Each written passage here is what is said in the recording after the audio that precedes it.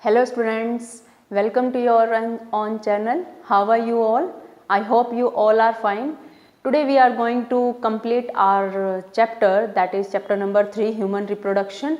Only today's lecture is left for this chapter, then we'll do our next chapter.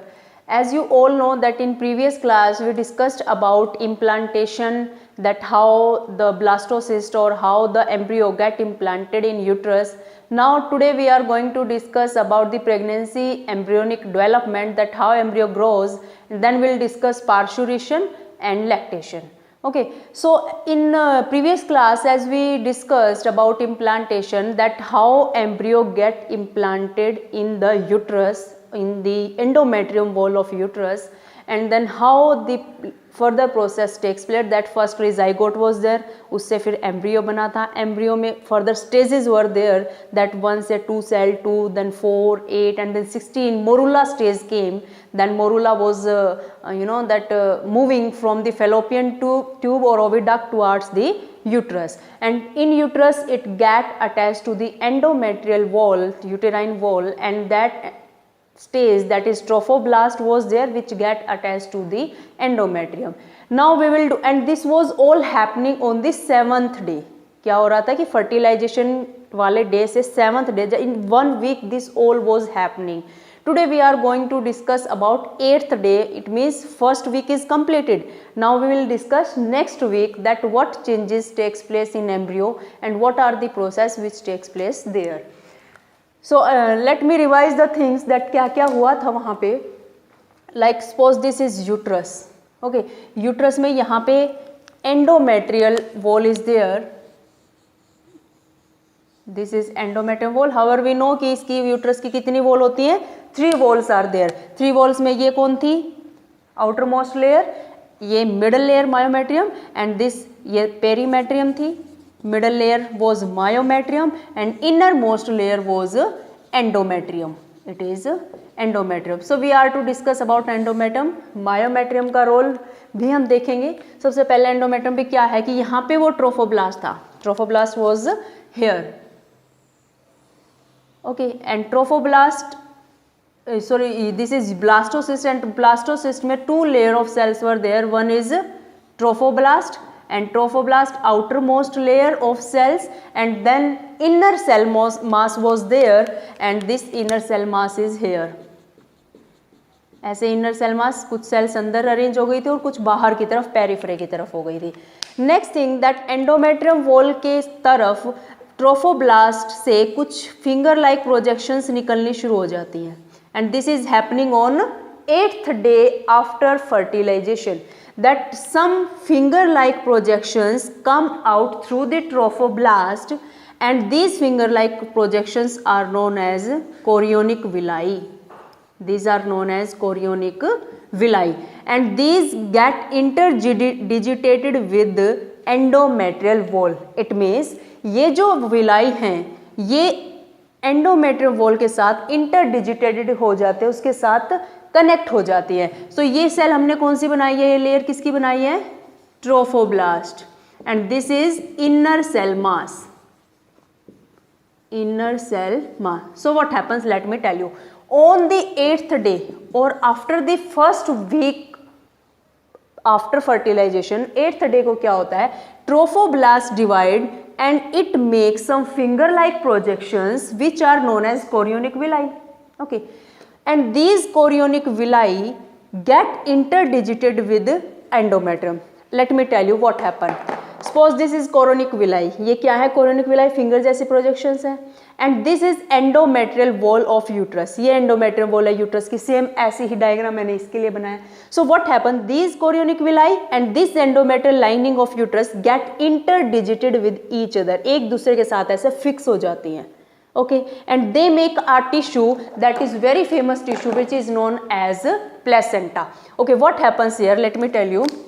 Suppose this is trophoblast layer, or you can say this is blastocyst. ये trophoblast की layer है, ठीक है. यहाँ पे वो inner cell mass है इस तरह से, and from here these finger like projections came out,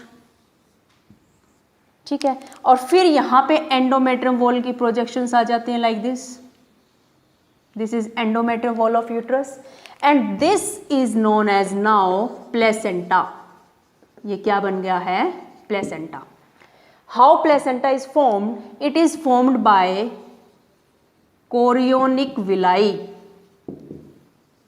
coming from the trophoblast layer and endometrial tissue. Endometrial जो lining है, endometrial जो tissue है, इसकी और chorionic villi की interdigitation होती है and then it make the tissue that is known as placenta. उसको क्या बोला जाता है? Placenta. Any doubt in this? I think everything is clear. So trophoblast तो differentiate होके या divide होके क्या बना रही है? Chorionic villi बना रही है. ऐसे ही inner cell mass में divide होता है जिसके बारे में हम थोड़ा बाद में बात करते हैं. सबसे पहले हम प्लेसेंटा को डिस्कस करते हैं. That what is placenta. So what is placenta? Placenta is a disc shaped tissue. It is a disc shaped tissue. कहाँ पे बनता है? Develop between fetus, it means embryo, and endometrial lining of mother uterus. mother's uterus. Okay, placenta कहाँ बन रहा है? जो developing embryo है, फिटस है, इसकी और मदर की जो मैटरनल जो ब्लड है, मैटरनल जो यूट्रस है, उसकी लाइनिंग के बीच में जो टिश्यू बनता है उसको क्या बोला जाता है? Placenta. And it act as endocrine tissue as well as some other function also it perform. So mainly its function is provide nutrition and oxygen to developing fetus. You know this fetus is very young, बहुत छोटा है, अपने आप सारे काम नहीं कर सकता है. तो ये प्लेसेंटा एक पोस्टमैन की तरह काम करता है कि मदर से लेटर लाएगा, फिटस को देगा, फिटस से लेटर लाएगा, मदर को देगा. और वो लेटर क्या है? ये अपने आप रेस्पायर नहीं कर सकता, एम्ब्रियो अपने आप फूड नहीं खा सकता, अपने आप एक्सक्रीशन नहीं कर सकता. So it has to take help from the mother. Placenta जो मदर से न्यूट्रिशन और ऑक्सीजन लेके फिटस को प्रोवाइड करता है कि वो अपना खाना खा ले और रेस्पायर कर ले, ब्रीदिंग कर ले. Second thing, it gives excretory waste. It gives excretory waste to mother. अब जो फिटस ने खाना खाया है, ऑक्सीजन ली है, अब ऑक्सीजन के बदले में CO2 रिलीज करने वाला है. फूड खाने के बाद एक्सक्रीटरी वेस्ट रिलीज करने वाला है. तो अपने आप तो it can't do, it is very young, बहुत छोटा है ना अभी. तो व्हाट इट डू, ये अपना एक्सक्रीटरी वेस्ट कौन? एम्ब्रियो या फिटस प्लेसेंटा के थ्रू मदर की बॉडी को दे देता है. ठीक है, ये तो फंक्शन हुआ इसका पोस्टमैन वाला. ठीक है. Second function it perform endocrine tissue. ये एक एंडोक्राइन टिश्यू का काम भी करता है. एंडोक्राइन टिश्यू क्या होता है? एंडोक्राइन ग्लैंड पढ़ी है हम सब ने 11th क्लास में. Endocrine gland are those gland which secrete hormones, जो हॉर्मोन सिक्रेट करते हैं विदाउट एनी डक्ट. उनकी कोई डक्ट नहीं होती है. तो प्लेसेंटा एक एंडोक्राइन टिश्यू का भी काम करता है because it secrete some hormones. और वो कौन कौन से हॉर्मोन्स हैं? First hormone is HCG, second hormone is HPL, third hormone relaxin, and two more hormones are there, estrogen and progesterone. Estrogen and progesterone. Okay, total 5 hormones are there which are secreted by placenta. Now what are their function and what they do, what is their role? क्या क्या काम करते हैं ये hormone? HCG is human chorionic gonadotrophin. Human chorionic gonadotrophin. I told you about this hormone in previous class also, that when implantation takes place on very 7th day, then on next day only 8th day को ही HCG hormone secrete होना शुरू हो जाता है. And this is the pregnancy test. If any woman is pregnant, then by detecting this hormone in the body, अगर body में इसकी presence दिखाई दे, it means the woman is pregnant or otherwise it is not. Okay, so it is human chorionic gonadotropin hormone which is the used for pregnancy test. Next is HPL. Now what is this? It is human placental lactogen. Human placental lactogen. As everybody is aware, lect word जहाँ जाता है it is related to milk. Okay. अब mother की body में बहुत सारे changes हो रहे हैं because she is carrying a baby inside her uterus. Okay, and baby को फूड प्रोवाइड करना है, मिल्क प्रोवाइड करना है, which part of body will provide, mammary glands will be there. तो अब उनमें भी कुछ चेंजेस होने शुरू हो जाते हैं. एंड वो मेमोरी ग्लैंड में कुछ चेंजेस होते हैं, वो मिल्क बनाना शुरू कर देती हैं. And which hormone is responsible for that? That is human placental lactogen which is secreted by placenta and which cause changes in memory gland, जो मेमोरी ग्लैंड में चेंजेस करवाने का काम करते हैं. Clear? Next hormone is relaxin. Relaxin hormone also released during pregnancy also. Only these three hormones, ये तीनों hormone ऐसे हैं जो सिर्फ प्रेगनेंसी के दौरान रिलीज होता है, otherwise these are not present in the body. According to NCERT, this relaxin hormone is that secreted during pregnancy, but according to some studies it is said that कि relaxin पहले भी body में होता है, female की body में थोड़ा बहुत रिलीज होता रहता है. But we have to follow NCERT, हमें सिर्फ एनसीईआरटी को फॉलो करना है. तो एनसीईआरटी क्या कहती है कि relaxin hormone is released during pregnancy only. तो इसका क्या काम होता है? यूटेराइन कॉन्ट्रैक्शंस जब होती हैं तो यूट्रस की जो वॉल होते हैं उसको रिलैक्स करने का काम करती है. समझ आया? Then estrogen and progesterone. Now you will say कि मैम ये एस्ट्रोजन और प्रोजेस्टेरोन तो पहले भी मदर की बॉडी में सीक्रेट हो रहे थे from ovary, they were secreted from ovary and follicle, but placenta also secret them but not in that much quantity. वो इतनी अमाउंट में सीक्रेट नहीं कर पाता कि वो सफिशिएंट रहे. वो सीक्रेट जरूर करता है but it is in very less amount. समझ आ गया? तभी मैंने बोला ना कि ये तीनों ही हार्मोन ऐसे हैं जो प्रेगनेंसी में ड्यूरिंग प्रेगनेंसी ओनली रिलीज होते हैं. ये दोनों तो पहले भी रिलीज हो रहे हैं ना ओवरी एंड फॉलिकल से. So this was all about placenta कि प्लेसेंटा होता क्या है, इसका फंक्शन क्या है, कौन कौन से हार्मोन रिलीज होते हैं. बट डोंट थिंक कि only these 5 hormones are released from placenta. Placenta से तो यही 5 हार्मोन रिलीज होते हैं, but some hormones are also there जिनका लेवल फीमेल की बॉडी में बढ़ जाता है ड्यूरिंग प्रेगनेंसी. प्रेगनेंसी के दौरान कुछ हार्मोन और भी ऐसे हैं which increase in their amount, जिनकी सिक्रेशन बढ़ जाती है ड्यूरिंग प्रेगनेंसी. और वो कौन कौन से हार्मोन है और क्या उनका रोल है? Let me tell you. So one hormone is cortisol, one is prolactin. ठीक है, cortisol is released from adrenal gland, prolactin is released from pituitary gland of female. ठीक है, some many hormones are also there. तो first is cortisol adrenal से, prolactin pituitary से. बहुत सारे और भी ऐसे हार्मोन होते हैं जिनका लेवल इंक्रीज हो जाता है कब? प्रेगनेंसी के दौरान. तो ये करते क्या हैं ये हार्मोन जो रिलीज होता है, जिनका अमाउंट इंक्रीज हो जाता है, उनकी सिक्रेशन बढ़ जाती है. They are responsible for maintenance of pregnancy, pregnancy को बनाए रखते हैं, और सम मेटाबॉलिक चेंजेस और फिटल ग्रोथ को ट्रिगर करते हैं. They trigger the fetal growth. Any doubt in this? I think all things are clear here. Then we discuss about one thing कि ये जो ब्लास्टोसिस्ट था, ब्लास्टोसिस्ट की ये ट्रोफोब्लास्ट तो डिफरेंशिएट हो जाती है या बना देती है क्या कोरियोनिक विलाई. अब जो इनर सेल मास था इसके साथ क्या होता है? Inner cell mass. ठीक है, इनर सेल मास के पास कुछ स्टेम सेल्स भी होती हैं. It has stem cells. अब स्टेम सेल्स क्या है? These are stem cell. This is inner cell mass. Okay, now inner cell mass divide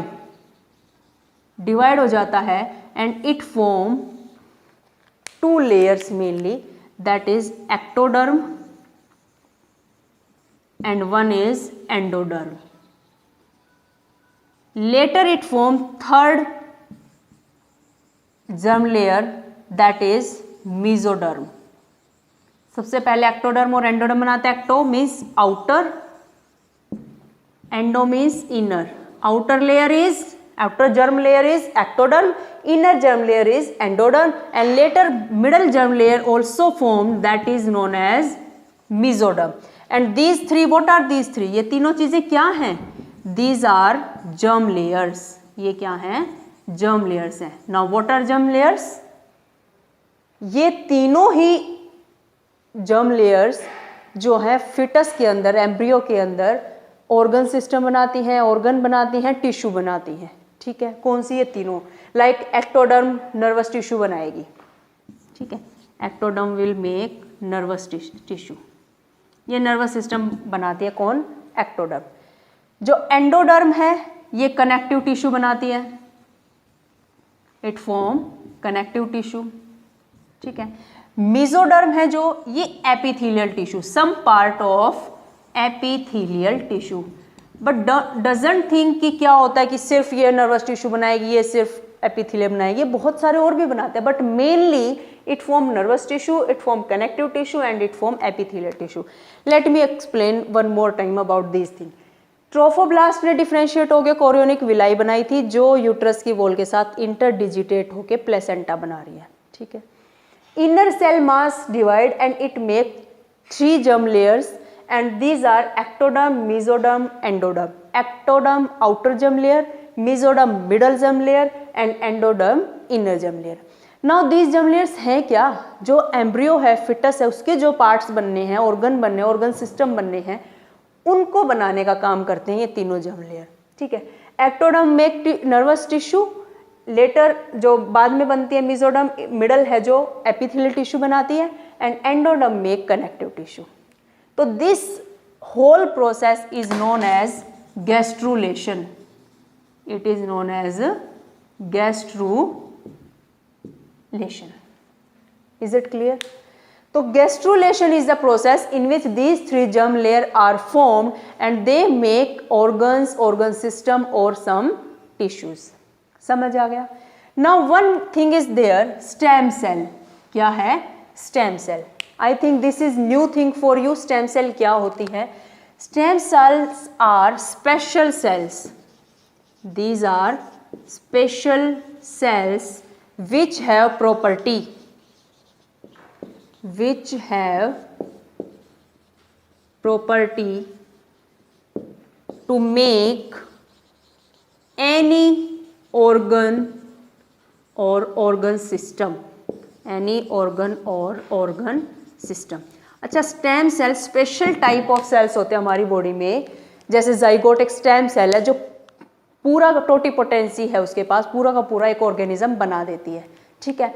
अच्छा, स्पेशल प्रॉपर्टी है इनके पास कि कोई भी ऑर्गन सिस्टम बना सकती है स्टेम सेल. इसीलिए एम्ब्रियो के सारे ऑर्गन सिस्टम डेवलप होने शुरू होते हैं. And do you know that when delivery is there, जब डिलीवरी हो जाती है बेबी की, तो प्लेसेंटा भी साथ में एक्सपेल आउट हो जाता है. तो कुछ जगहों पे उन प्लेसेंटा को क्रायो प्रिजर्व किया जाता है. क्रायो प्रिजर्वेशन को प्रिजर्व करके रख लेते हैं क्योंकि उसके अंदर स्टेम सेल अभी भी है. तो तब भी बाई चांस अगर किसी फिटस को, किसी बेबी का कोई ऑर्गन या ऑर्गन सिस्टम में कोई प्रॉब्लम आ जाता है, एबनॉर्मल हो जाता है, कोई इंजरी हो जाती है, तो उस ऑर्गन को, ऑर्गन सिस्टम को रिप्लेस किया जा सकता है. उस स्टेम सेल से उस ऑर्गन को, ऑर्गन सिस्टम को बनाया जा सकता है. समझ आ गया? सो ये सारा मैंने तुम्हें बताया गैस्ट्रुलेशन कैसे होता है. Now will do embryonic development, कि जब एम्ब्रियो डेवलप हो रहा होता है तो किस मंथ कौन सा ऑर्गन बनता है एम्ब्रियो का, कौन सबसे पहले बनता है, कौन सबसे लास्ट में बनता है, कब पूरे तरीके से एम्ब्रियो की डेवलपमेंट हो जाती है. Let me tell you these things. So one thing is gestation period. Gestation period, or you can say gestation also. Gestation, same thing. Gestation period, it is the duration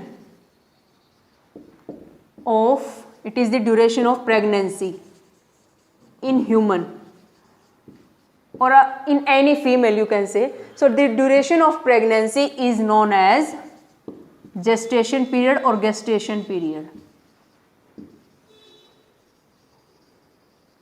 Okay, and if we talk about human, in human what is the gestation period? It is 9-month period in human.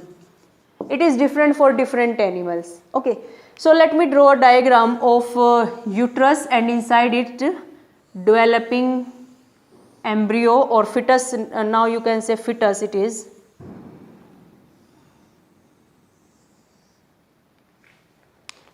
So this is endometrial wall here, endometrial lining. Okay, and here we will make embryo.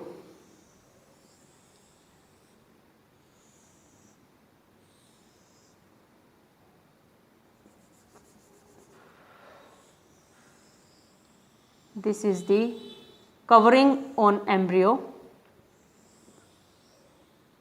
Here the baby is developing.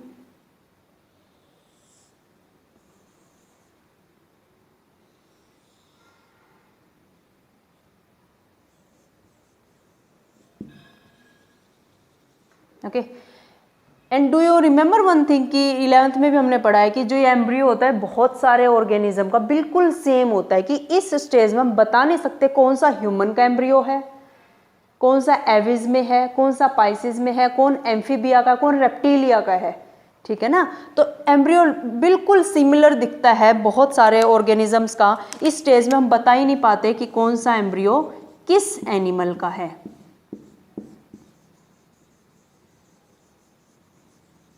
Okay, and here one more thing is there. This is formed like this. यहाँ पे एक चीज़ और होती है जिसके बारे में शायद तुमने पहले पढ़ा भी है, yolk sac. It is yolk sac. ठीक है. So let me do labeling कि कौन कौन से parts क्या क्या हैं.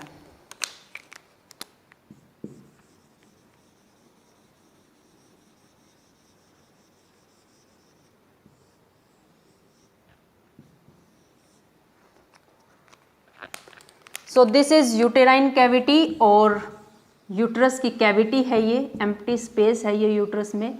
This is uterine cavity. Okay, this is endometrial lining जिसका बहुत ही स्पेशल रोल है. Endometrial lining, endometrial wall also you can write of uterus. ठीक है. And this is developing embryo, ये एम्ब्रियो डेवलप कर रहा है यहाँ पे.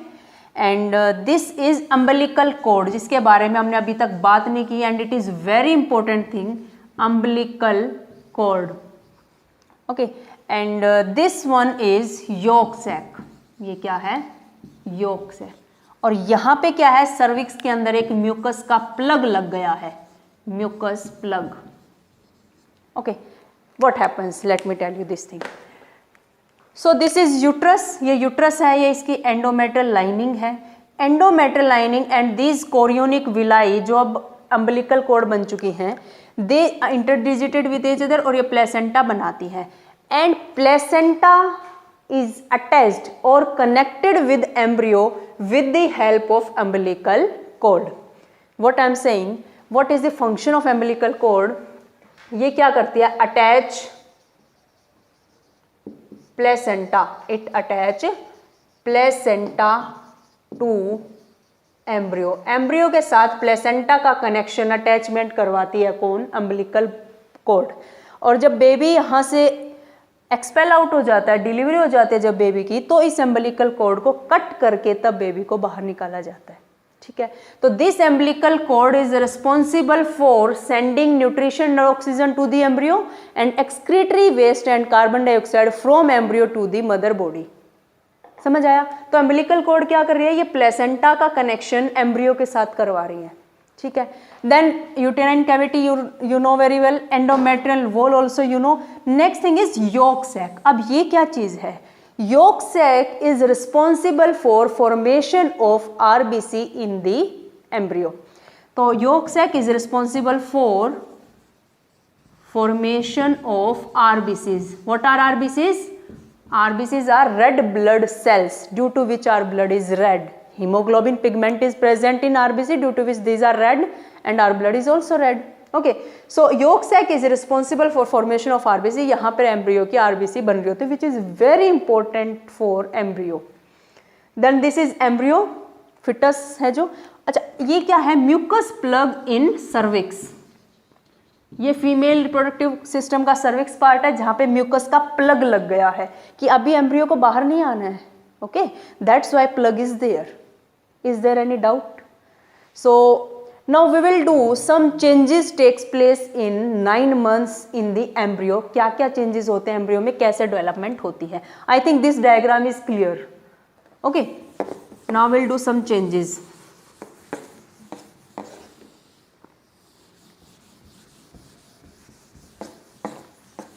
So one table you can make. Here I will write month. किस मंथ में क्या चेंज हो रहे हैं, and here I will write changes. और you can say development. This will be better word. कि एम्ब्रियो के अंदर कौन कौन सी डेवलपमेंट होती है, किस मंथ में होती है. समझ आया? So here month, total 9 months are there. Gestation period is of 9 months. Number 1, 2, 3, 4, 5, 6, 7, 8 and 9. तो थोड़ा सा ज़्यादा गैप है ऊपर. So you can write here 1, 2, 3, 4, 5, 6, 7, 8, 9. So it is divided into 3 trimester. इसको 3 ट्राइमेस्टर में डिवाइड किया. It is first trimester, second trimester and third trimester. Now what is trimester? Trim is 3 months को एक में, 3 को एक में और 3 को एक में. ठीक है. So what happens in first month? Very important thing is developed in first month. Heart of embryo. सबसे पहले क्या चीज डेवलप होती है? Heart in first month of the pregnancy. ठीक है. And how can you check? This is the first sign of, it is first sign of foetus development और embryo development.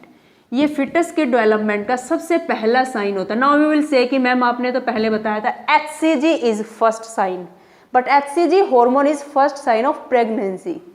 Okay, तो first sign of foetus development is heart. You can hear और you can say that doctor can hear the heartbeat by the help of stethoscope so that you can check that fetus is developing properly or not.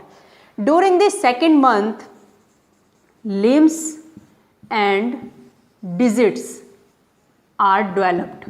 Limbs means hand and legs, digits उंगलियां, fingers, limbs और digits develop करने शुरू कर देती हैं embryo की. During the third month, organ system,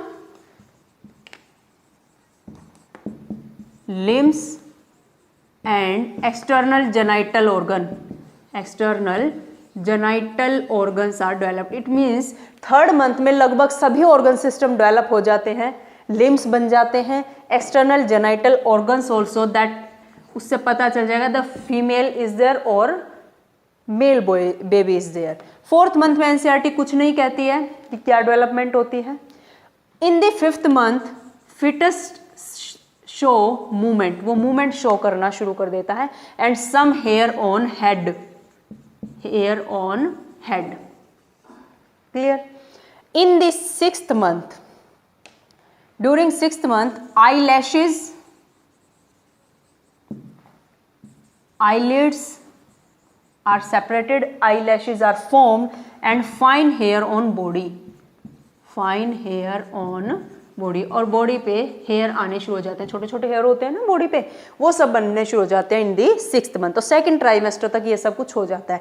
and in the third trimester, last trimester में fully developed embryo is there, fully developed embryo और बेबी इज देयर. धीरे धीरे बहुत सारे और चेंजेस. अब क्या है कि सारे ऑर्गन्स बन तो गए हैं, अब उन ऑर्गन्स का जस्ट साइज लार्ज होना शुरू हो जाता है, थोड़ा बढ़ना शुरू हो जाता है, इंक्रीज होना शुरू हो जाता है उनका साइज. समझ आया? During the last trimester. So fully developed baby is there. So this is the embryonic development, in which month how embryo develops. Now what we do, we are doing now parturition and lactation. Now how baby will be delivered, how it will come to the world, कैसे वो deliver होगा और कैसे वो outer world को अब mother की body से बाहर आके देख पाएगा. ठीक है. So what happen, parturition, it is the parturition. Now what is the parturition, how you will write its definition? The delivery or expulsion, expulsion means out, delivery or expulsion of fully developed fetus is called parturition, is called parturition. And when it happens after 9 months of duration period, gestation period के बाद ये सब होता है. तो ये कैसे होता है, पार्चुरेशन कब स्टार्ट होगा, कब मदर को पता चलेगा कि अब पार्चुरेशन होना है, कब फिटस को पता चलेगा. So this thing will be started from foetus. Foetus सारी चीज़ें शुरू करेगा, वो कहेगा कि मैं फुली डेवलप हो चुका हूँ, now I have to come out, मुझे अब बाहर आना है. ठीक है.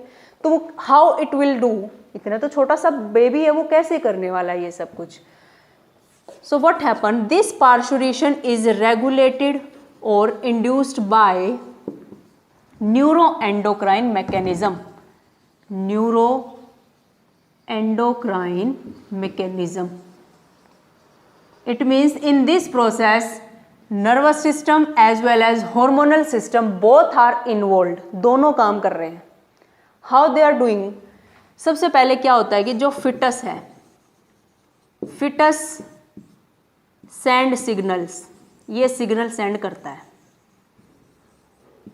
कैसे सिग्नल सेंड करता है, it send signal in form of androgen, ये हार्मोन सेंड करता है, एंड्रोजन सेंड करता है. And from where this androgen will come, they will come from adrenal gland, this androgen hormone will come from adrenal gland. Clear? And now these androgens, where they will go? They will go to placenta. Where they go? They go to placenta. Now these androgen, when they will go to placenta, placenta will convert these androgen into estrogen. अब ये androgen किस में convert हो जाएंगे, oestrogen में. Now placenta convert androgen to oestrogen, oestrogen hormone में convert हो जाएंगे. Now oestrogen will do 2 things. ठीक है, मैं यहाँ लिखती हूँ what oestrogen will do. Oestrogen do 2 things. 1, it stop progesterone. अच्छा, प्रोजेस्टेरोन एक ऐसा हार्मोन था जो पूरे 9 मंथ ड्यूरिंग प्रेगनेंसी ये सीक्रेट हो रहा था. अब एस्ट्रोजन आएगा, इसको बोलेगा कि बहुत हो गया, नाउ यू स्टॉप. अब इसको ये रोक देगा, क्योंकि अब तो पार्चुरेशन हो रहा है ना, बेबी की डिलीवरी होनी है. तो second thing what oestrogen do, it act on myometrium. Now what is myometrium, अब मायोमेट्रियम का काम शुरू हो जाएगा. एंडोमेट्रियम ने तो कर लिया बहुत कुछ. नाउ मायोमेट्रियम क्या करेगी, it act on myometrium and increase receptors for oxytocin. Oxytocin, this hormone is very important. ये बहुत से लोगों ने सुना भी होगा, not only from bio side or from medical student. oxytocin is very important hormone, very famous hormone. तो क्या होता है, एस्ट्रोजन two things, एक तो प्रोजेस्टेरोन को स्टॉप करेगा, that you now stop. Second thing, it act on myometrium, या myometrium जो यूट्रस की वॉल है उस पर काम करेगा और वहाँ पे रिसेप्टर्स का नंबर बढ़ा देगा. किसके लिए, ऑक्सीटोसिन हार्मोन के लिए, क्योंकि अब उसको रिलीज होना है. और ये कहाँ से रिलीज होगा oxytocin, it will be release from pituitary gland. और किसकी पिट्यूटरी, मैटरनल पिट्यूटरी, मदर की पिट्यूटरी ग्लैंड से ऑक्सीटोसिन रिलीज होगा. समझ आ गया. So what happen, let me revise once again. Foetus is there, it will send signal to placenta. Placenta के पास सिग्नल सेंड करेगा कि I am fully developed now, please help me to come out. Placenta के पास एक किस form में signal send करता है? एंड्रोजन की फॉर्म में, जो इसकी एड्रिनल ग्लैंड से रिलीज होते हैं। ठीक है, androgen goes to placenta, placenta convert this androgen into oestrogen hormone. Then what oestrogen do? It stop progesterone and act on myometrium to increase the receptors for the hormone oxytocin। उसके receptor बढ़ जाएंगे। जैसे receptor बढ़ेंगे तो oxytocin भी ज़्यादा release होना शुरू हो जाएगा, क्योंकि रिसेप्टर बढ़ गए हैं। और वो कहाँ से रिलीज होगा? It will release from the maternal pituitary. अब आगे का करते हैं, फिर क्या होता है। And these signals are known as foetal ejection reflex, fetal ejection reflex, which cause uterine contraction। uterine contraction, uterine means uterus के अंदर कॉन्ट्रैक्शन होंगी। और कैसी कॉन्ट्रैक्शन होंगी? माइल्ड, नॉर्मल सी, हल्की फुल्की कॉन्ट्रैक्शन होगी। अब जैसे यूटेराइन कॉन्ट्रैक्शन होगी, ये मैटरनल पिट्यूटरी को ट्रिगर करेंगी। मैटरनल पिट्यूटरी, जो मदर की पिट्यूटरी ग्लैंड है ब्रेन में, उसको ट्रिगर करेंगे। किस लिए? टू सिक्रेट ऑक्सीटोसिन, कि वो ऑक्सीटोसिन हार्मोन सिक्रेट करे। ठीक है, रिसेप्टर बढ़ चुके हैं मायोमेट्रियम पे, ऑक्सीटोसिन रिलीज होना शुरू हो जाएगा। जितना ज़्यादा ऑक्सीटोसिन रिलीज होगा, उतनी ज़्यादा यूट्रस में कॉन्ट्रैक्शन बढ़ती जाएगी। जितनी कॉन्ट्रैक्शन बढ़ती जाएगी, उतना ऑक्सीटोसिन रिलीज होता जाएगा। मीन्स पॉजिटिव फीडबैक है ना, जितना ऑक्सीटोसिन रिलीज होगा उतनी ज़्यादा कॉन्ट्रैक्शन, यूट्रस कॉन्ट्रैक्ट करेगा मायोमेट्रियम, सर्विक्स अपने आप को स्ट्रेच करेगी, खींचेगी। जितनी खींचती जाएगी, क्योंकि उसको स्पेस बनाना, सर्विक्स तो बहुत इतनी सी है ना, और इतना बड़ा बेबी उसको एक्सपेल करना है, बाहर निकालना है, तो उसके लिए उसको स्ट्रेच होना पड़ेगा, खींचना पड़ेगा उसको। जितना वो खींचती जाएगी, उतना ऑक्सीटोसिन रिलीज होता जाएगा, उतनी कॉन्ट्रैक्शन बढ़ती जाएगी। जैसे जैसे कॉन्ट्रैक्शन बढ़ेंगी, वैसे वैसे ऑक्सीटोसिन फिर से ज़्यादा रिलीज होना शुरू हो जाएगा। तो दोनों आपस में पॉजिटिव फीडबैक का काम करते हैं। तो when secrete oxytocin, strong uterine contraction, अब ये कॉन्ट्रैक्शन तेज होती जाएंगी। Strong uterine contraction, uterus contract करना शुरू करता रहेगा। जितना ज़्यादा कॉन्ट्रैक्ट होता जाएगा, ऑक्सीटोसिन रिलीज हो जाएगा। And finally fully developed foetus is expelled out of birth canal, and that birth canal is vagina. पूरी तरीके से बेबी डिलीवर हो चुका है। समझ आ गया? Now what happens? So this was parturition. Parturition में क्या होता है? Fully developed fetus is expelled out, it comes out through the vagina, through the birth canal, and last thing is lactation.